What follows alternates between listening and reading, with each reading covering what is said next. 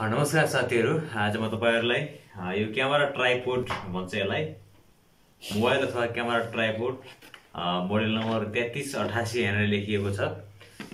यो तपाईहरुलाई मैले अनबक्सिङ गरेर देखाउँदै छु र यो कसरी यसलाई युज गर्ने म त्यो पनि तपाईहरुलाई यस भिडियो मार्फत सिकाउने छु।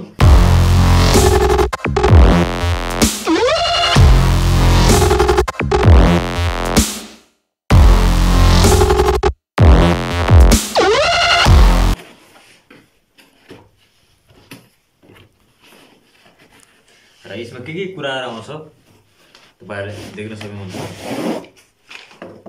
अरु के पनि छैन, यति मात्रै हो।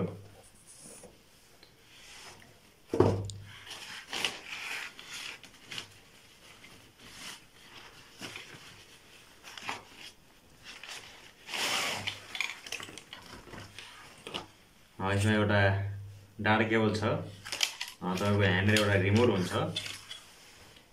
यो रिमोटलाई चार्ज गर्नको लागि यो डाटा केबल दिएको छ र यो चाहिँ तपाईले यहाँनेर माथि यसमा मोबाइल राखेर रेकर्ड गर्नको लागि मोबाइलको लागि यो खास यो चाहिँ मोबाइलको लागि। र यति भइसकेपछि तपाईले हल्का यसलाई हेरेर लुज गरेर यसलाई मैले माथि गरे यसरी। र तपाईहरुले यसलाई यो सिधा लेभलमा छ कि छैन यसलाई थाहा पाउन तपाईले यहाँनेर एउटा दिएको छ, रोलर स्केल टाइपको दिएको छ यहाँनेर। र यसलाई यसरी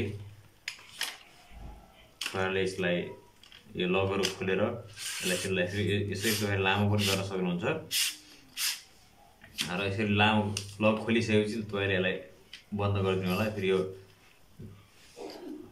तलमाथि हुँदैन, फेरि यसलाई छोटो गर्नलाई फेरि यसलाई ओपन गरेर फेरि तपाईले यसलाई यसरी गर्न सक्नुहुन्छ। यसरी यो तीनवटै खुट्टामा यस्तो सिस्टम छ र यसलाई तर्न चाहिँ यसरी गर्न सकिन्छ। र तपाईहरुले यसलाई यो माथिको भाग पनि तपाईले माथि निकाल्न सक्नुहुन्छ। त्यसको लागि यहाँनेर साइडमा यस्तो खालको दिएको हुन्छ र यसलाई माथि गरेर तपाईले यहाँनेर यसरी यसलाई समातेर यसरी टिकाउनु पर्ने हुन्छ। यसरी माथि जान्छ यसरी र यसरी तल आउँछ। यस्तो खालको सिस्टमहरु हुन्छ। तपाईले यहाँनेर मोबाइल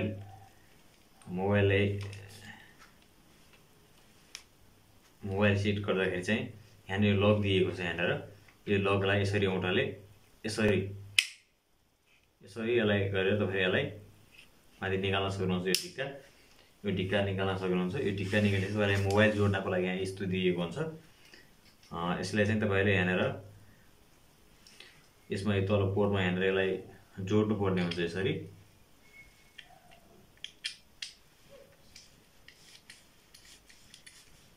यहाँ तलबाट तपाईले देख्न सक्नुहुन्छ यस्तो खालको बनाइएको हुन्छ यहाँनेर। यसलाई यसरी समाएर तपाईले यहाँ घुमाएर यसलाई टाइट गर्नुपर्छ। यसलाई लगाइसकेपछि यसरी टाइट गरिसकेपछि तपाईले यसलाई यहाँनेर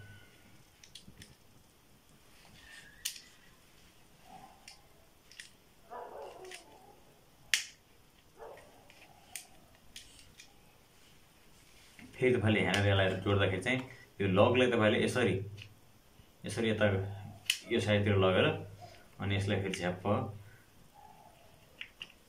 यसरी यसमा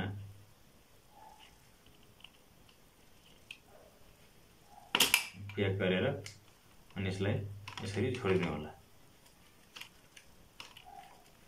यसरी यदि भइसकेपछि यो अड्डिन्छ र तपाईले यहाँ यसलाई यसरी पनि कता कुन साइडतिर गर्ने यसरी यसलाई यहाँ टाइट गरेर यसरी पनि गर्न सकिन्छ र यसलाई यसरी सिधा पनि गर्न सकिन्छ। यो किन यसलाई टाइट गर्नुपर्ने हुन्छ।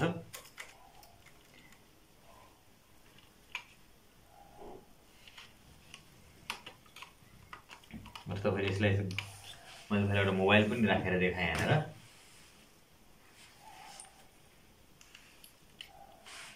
र यसो मोबाइललाई कता घुमाउन पछाडितिर यहाँनेर एउटा स्क्रु छ, यसलाई खोलेर तपाईले यसलाई सिधा पनि यता ठाडो यतातिर घुमाउन सक्नुहुन्छ। मैले यति भइसकेपछि तपाईले यहाँनेर यस्तो खालको यो यसरी आउने सिस्टम हुन्छ। यो चाहिँ यसरी आउने सिस्टम छ। तपाईले मोबाइललाई यसरी यसमा तन्काएर यसरी यहाँ जोड्न सक्नुहुन्छ।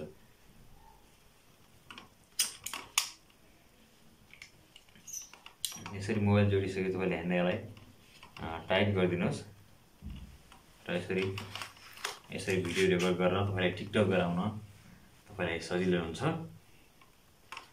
र यति भइसकेपछि तपाईँले ह्यान्डललाई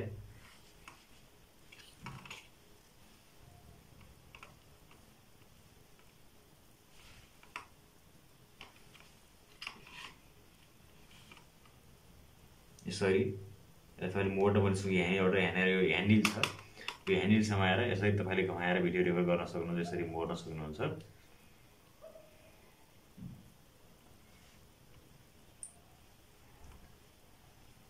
मैले तपाईँलाई हानेर जस्तै यसरी तपाईँले यसरी भिडियो रेकर्ड गर्दाखेरि यसरी भिडियो घुमाएर यसरी यो ह्यान्डलले यसरी काम गर्न सक्नुहुन्छ।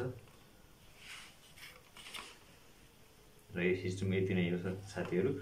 र यति भइसकेपछि मैले मोबाइल तपाईँ निकालेर क्यामेरा पनि तपाईँले हानेर क्यामेरा जोड्नको लागि तपाईँले यसलाई निकालिदिनु पर्ने हुन्छ। र यसलाई निकालिसकेपछि यो मोबाइलको लागि जुन युज हुने यो स्ट्यान्ड छ यसलाई छुट्याउनु पर्ने हुन्छ। साइज एउटै हुन्छ यिनीहरूको, तपाईँले जुन क्यामेरा साइज फरक फरक हुँदैन, एउटै साइज हुन्छ।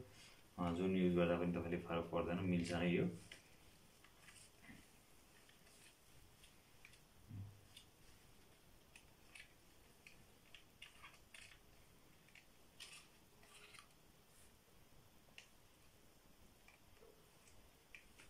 यसलाई यसरी टाइट गरिदिनुहोस् सर्वप्रथम।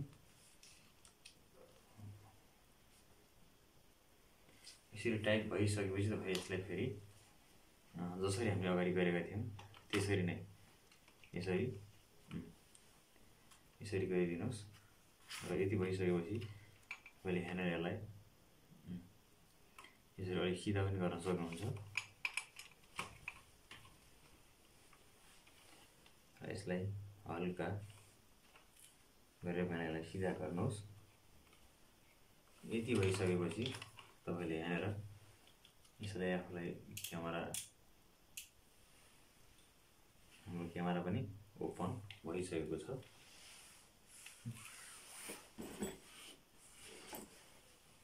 तपाईँले यहाँनिर यसरी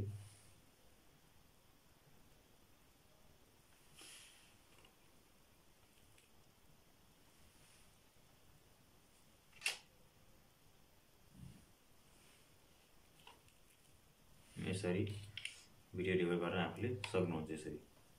यसरी भिडियो रेकर्ड गर्न सक्ने यसबाट पनि